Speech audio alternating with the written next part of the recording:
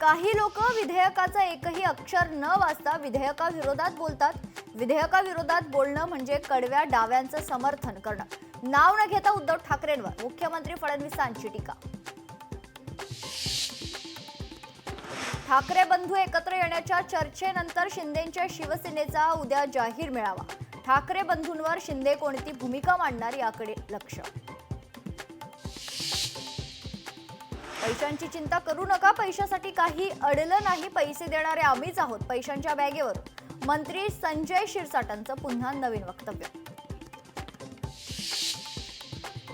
पालिका निवडणुकीत रिझल्ट हवा, बाळा नांदगावकरांच्या गटाध्यक्षांना सूचना. संवाद मेळाव्यात गटाध्यक्ष यांनी केलेल्या आणि न केलेल्या कामांची उजळणी. सामनात वापरलेल्या शब्दांवर राम कदमांचा आक्षेप. सामनाच्या अग्रलेखातून मुंबईचा अपमान करण्याचा प्रयत्न, राम कदमांचा आरोप.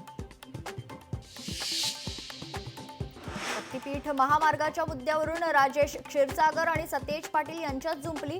बैठकीत बाधित शेतकऱ्यांच्या उपस्थितीवरून एकमेकांमध्ये सवाल जवाब. एचडीएफसी बँक श्रीराम फायनान्सवर आरबीआयची कारवाई. नियमांचे उल्लंघन केल्यानं आरबीआयची कारवाई. संभाजी ब्रिगेडचे प्रदेशाध्यक्षांवर शाईफेक. अक्कलकोटमध्ये प्रवीण गायकवाडांवर शाईफेक. शिवधर्म फाउंडेशन शिवभक्तांकडून शाईफेक.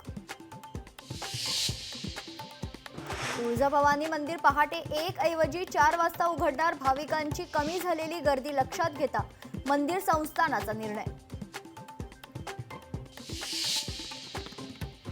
राज्यात पुढील 2 दिवस मुसळधार पावसाची शक्यता. विदर्भ, मराठवाडा, कोकणात मुसळधार पावसाचा अंदाज.